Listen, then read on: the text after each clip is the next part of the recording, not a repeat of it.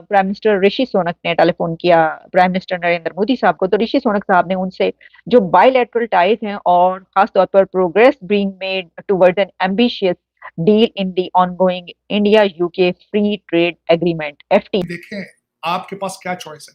फौज के बगैर कोई इदारा है, मुझे तो आरजू आप मुझे बता दें, फौज के बगैर कौन सा इदारा है जो चलाने की सलाहियत रखता है पाकिस्तान का। मैं इसी में डिबेट कर लेते हैं कि जब कोई फ्री ट्रेड एग्रीमेंट होता है दो कंट्रीज के बीच तो उसमें दोनों कंट्रीज को फायदा होता है, बेनिफिट्स जो है दोनों के लिए। लेकिन जैसे इंडिया है तो उसमें फिर ये भी देखा जाता है कि क्या इंडिया का जो वहां की लोकल इंडस्ट्री है उसको कोई नुकसान तो नहीं पहुंच रहा। 6.5 लाख जो है वो क्यों नहीं सोचता कि हम पाकिस्तान में बैठे हैं, सारे तो नहीं आ सकते ना। वो क्यों नहीं सोचते यार कि पाकिस्तान डूब रहा है, खत्म हो रहा है, ब्लीड कर रहा है। में अब ये बताया गया है कि Austin will travel to India to meet with his counterpart mister defence minister Rajnath Singh से। नमस्कार दोस्तों, भारत और ब्रिटेन के बीच में बहुत ही दिनों से फ्री ट्रेड पर बातें चल रही थी, पर जो अभी तक साइन नहीं हुई है। जो यूके के प्राइम मिनिस्टर है ऋषि सुनक, उन्होंने प्रधानमंत्री नरेंद्र मोदी से फोन पर बात की है और जो टीटी है जल्दी साइन हो सकती है। आप देखें जो पाकिस्तान के लोग हैं वो क्या कह रहे हैं इस पर। प्राइम मिनिस्टर ऋषि सुनक ने टेलीफोन किया प्राइम मिनिस्टर नरेंद्र मोदी साहब को। तो ऋषि सुनक साहब ने उनसे जो बायलैटरल टाइज हैं और खास तौर पर progress being made towards an ambitious deal in the ongoing India UK free trade agreement FTA में जो निगोशिएट हुआ है उसके ऊपर बात हुई है। एफटीए की हम काफी अरसे से बात कर रहे हैं कि ये जो बात हो रही है, देखिए सिर्फ यही नहीं, एक और भी कंट्रीज ऐसे हैं जिसका इंडिया के साथ फ्री ट्रेड एग्रीमेंट है।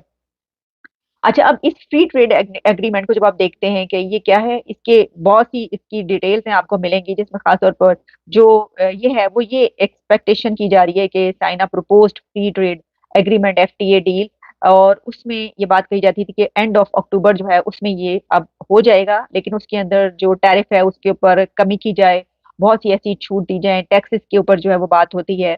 जो करंट ट्रेड डील है अगर $36 बिलियन है तो उससे बढ़कर बियॉन्ड उसके जो क्या हो सकता है। और उसमें फिर एक और बात ये भी देखी जाती है कि जब कोई फ्री ट्रेड एग्रीमेंट होता है दो कंट्रीज के बीच तो उसमें अ, दोनों कंट्रीज को फायदा होता है, बेनिफिट्स जो है दोनों के लिए। लेकिन जैसे इंडिया है तो उसमें फिर ये भी देखा जाता है कि क्या इंडिया का जो वहाँ की लोकल इंडस्ट्री है उसको कोई नुकसान तो नहीं पहुंच रहा, क्योंकि मेक इन इंडिया जो है एक बड़ी कैंपेन है, बड़ा उनका जो है वो एक स्लोगन है।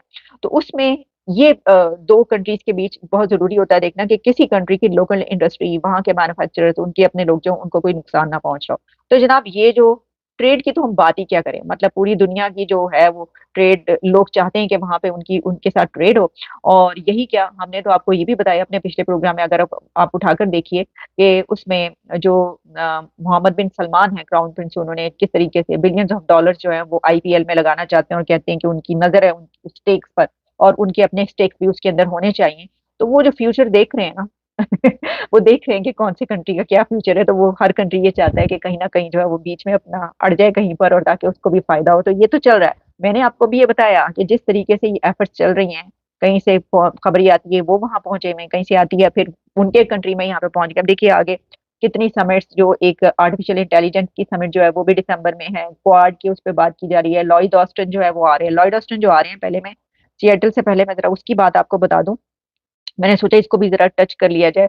उसमें अब ये बताया गया है कि Austin will travel to India to meet with his counterpart mister defence minister Rajnath Singh से उनकी मुलाकात होगी to discuss expanding defence industrial cooperation, enhancing and advancing innovation through the India US defence ecosystem Indus X. और इसके अलावा बहुत सी ऐसी details हैं इसके अंदर, चीजें हैं कि कौन कौन से जो एंगल है उसके ऊपर बात होगी, कौन सी इंडस्ट्री है जिसके ऊपर दोनों कंट्रीज के बीच जो बायलैटरल टाइज हैं उसको एनहांस करने की बात होगी, कहाँ पर जो है दोनों एक दूसरे को मदद दे रहे हैं, डिफेंस टाइज को कैसे जो है मजबूत किया जाएगा। और 2+2 मिनिस्ट्रियल डायलॉग जो हैं वो इसके ऊपर दोनों उसके होंगे, सेक्रेटरी ऑफ स्टेट एंथनी जेबलिंकन और minister of external affairs doctor Jaishankar के दरमियान। देखें आपके पास क्या चॉइस है। फौज के बगैर कोई इदारा है, मुझे तो आरजू आप मुझे बता दें, फौज के बगैर कौन सा इदारा है जो चलाने की सलाहियत रखता है पाकिस्तान का। मैं इसी में डिबेट कर लेते हैं कि सर वो फौज के चलाने दे तब ना सर, ये हर जगह तो रिटायर्ड फौजी लगा देते हैं उठा के, हर जगह का हेड एक रिटायर्ड फौजी है। लेकिन ये जाते ही इसका अब जवाब अब तो इसका हाजिर जवाब दूंगा। सर्विस भी आ सकते हैं, हाजिर सर्विस भी आ सकते हैं। मैं जवाब दूंगा ना उसका। वो जो रिटायर फौजी आते हैं या दूसरे फौजी आ रहे हैं वो है तो पाकिस्तानी, पाकिस्तान में रहते हैं ना।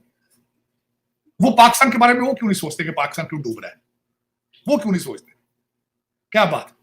सर इसलिए कि यहाँ पे उनका कुछ है ही नहीं, उन्हें कोई फर्क नहीं पड़ता। उनकी फैमिली भी बाहर है, पैसा भी बाहर है। यहाँ पे तो वो सिर्फ सर कमाने के लिए, वो जो कहते हैं ना लूटो ते फूटो, वो वाली पार्टी रहती है ना यहाँ तो।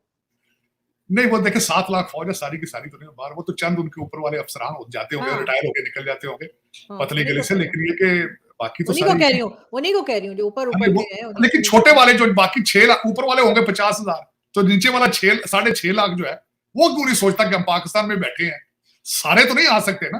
हम्म। वो क्यों नहीं सोचते यार कि पाकिस्तान डूब रहा है, खत्म हो रहा है, ब्लीड कर रहा है, दुनिया में जलीलो ख्वार हो रहा है, दुनिया में कोई रिस्पेक्ट नहीं किसी जगह पे, हम इसको ठीक क्यों ना कर ले। जनरल कितने होंगे ऊपर वाले जिनका हाथ पड़ता होगा, कितने होंगे? 1000 होंगे, 2000, 5000 होंगे। भाई नीचे जो बैठे वो तो सारे के सारे है ना, आपकी एजेंसियां जो हैं, आप कहते हैं ना आपकी एजेंसियां चलाती है हर चीज, जी एजेंसियां पाकिस्तानी है, वो फ्रेंच जर्मन तो नहीं ना भाई, वो क्यों सर, नहीं मगर सोचते? सर वो सोचे कैसे सर, वो जो कहते हैं ना उनको कौन पकड़ेगा, वो तो बहुत पावरफुल लोग हैं। तो ये जो आप जनरल्स की बात कर रहे हैं, इनको कभी सजा हुई है आज तक पाकिस्तान की हिस्ट्री में? हमने तो मुशर्रफ को भी बाहर निकाल दिया था, सबको छोड़ दिया। वो तो फिर ऐसे ही उसके नहीं देखें, बात तो खैर मैंने एक जो मैं फिर एक बात मेरी आपको मेरी बात माननी होगी। मैं हमेशा कहता हूं आरजू के ये करप्शन के लिए सारे मिल गए, रिश्तेदारियां कर ली इन्होंने, जज भी रिश्तेदार हैं, सियासतदान भी रिश्तेदार हैं, जर्नैल भी रिश्तेदार हैं, ये अलायंस है।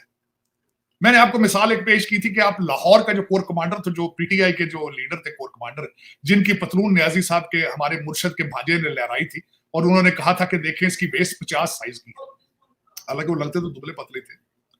जरा उनका पोर्टफोलियो देखा आपने उनका पोर्टफोलियो, खुद वो core commander Lahore, chief justice Bandial के रिश्तेदार, और एक वटू साहब थे प्रॉपर एलडीए के, उनके ऊपर भी इन्वेस्टिगेशन हो रही है।